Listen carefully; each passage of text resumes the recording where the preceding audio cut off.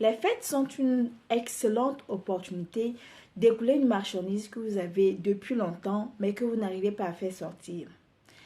La vente est émotive et j'ai déjà fait une vidéo pendant laquelle j'explique que les différents business de saison que vous pouvez développer si vous n'avez pas d'inspiration pour commencer un business. Et je vous assure que les fêtes, c'est un meilleur moyen de tester un business que vous avez depuis longtemps dans la tête. C'est un meilleur moyen de faire des offres promotionnelles d'articles qui ne sortent pas depuis. Et c'est ce qu'on va développer dans la vidéo.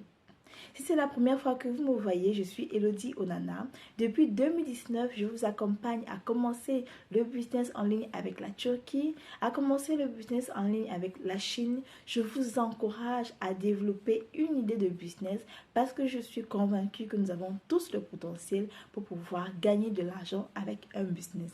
Alors, parlons des business de saison et de comment vous également, vous pouvez en profiter.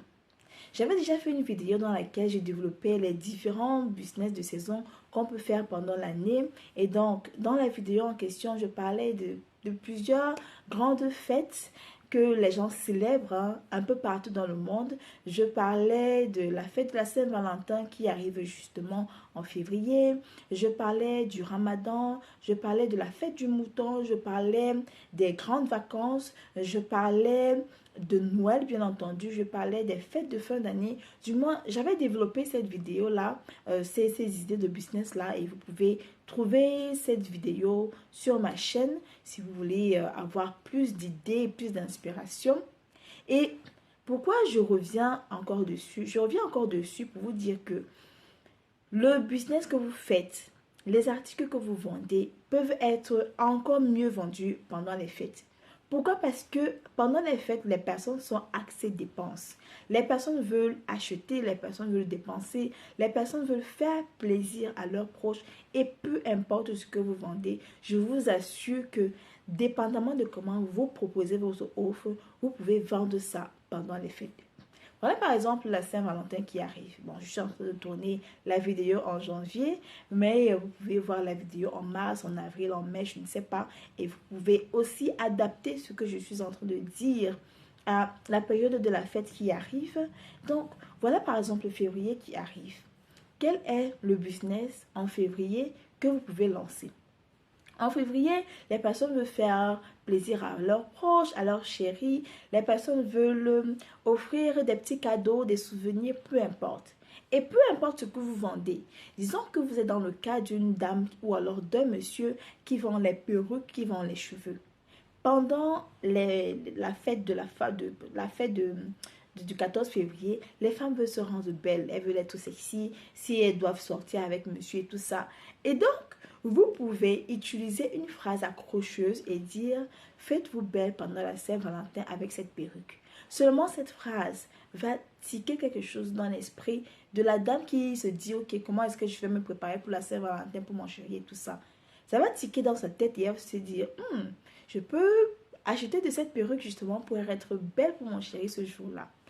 Si c'est dans le cas des pyjamas par exemple que vous vendez, parce que les pyjamas également, c'est un très beau cadeau. Vous pouvez prendre des pyjamas de couple par exemple et proposer une offre par rapport à ça. Si vous faites également dans des paquets cadeaux, dans des gift box, dans des trucs surprises, vous pouvez faire une offre spéciale Saint-Valentin. Et si parmi ce que vous proposez, il y a des articles qui ne sortent plus depuis, vous pouvez faire une offre, par exemple, un gift box acheté égale, je ne sais pas trop quoi, 50% de ou alors 70% de réduction sur une chaussure ou sur un sac ou sur une robe, peu importe. Mais je pense que vous avez compris le principe. Aussi, ce que vous pouvez faire si vous n'avez pas d'idée de business du tout, si vous n'avez pas d'article du tout, si vous n'avez rien du tout que vous proposez, et c'est quelque chose que j'avais fait l'année passée, ce que vous pouvez également faire, c'est de vous associer aux personnes qui, elles, vendent les produits de la Saint-Valentin. Comme par exemple, quels sont les produits qui sont les plus achetés pendant la Saint-Valentin? Les débardeurs, les t-shirts, les pyjamas, les chocolats, les fleurs, les gift box, des bons, des coupons cadeaux dans des instituts et tout ça. Ce que vous pouvez faire, c'est de vous associer aux personnes qui, elles, vendent ces trucs-là et créer une page de vente éphémère. C'est quoi une page de vente éphémère? C'est une page de vente qui est seulement là pour une période spécifique de l'année ou alors pour une fête spécifique. Après, la page disparaît. Donc, vous pouvez créer une page Facebook, vous associer avec ces personnes-là qui proposent différents cadeaux et miser sur la publicité Facebook de façon agressive. Et vous dire que, ok, du 17 janvier, disons, au 13 février, donc du 17 janvier au 13 février, je vais faire la publicité Facebook tous les jours. Je vais payer pour la pub. À ce moment-là, on n'a pas le temps de développer la communauté, de faire le selling marketing et tout ça. Non, on va sur une publicité vraiment agressive. Donc, on paye pour la publicité Facebook. C'est sur Facebook que vous allez trouver les clients.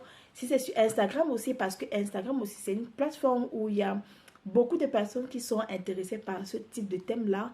Donc, on paye pour la publicité tous les jours avec différentes offres. Et il faut également s'assurer que le service clientèle va suivre après. Parce qu'il y a beaucoup de personnes qui font des publicités comme ça.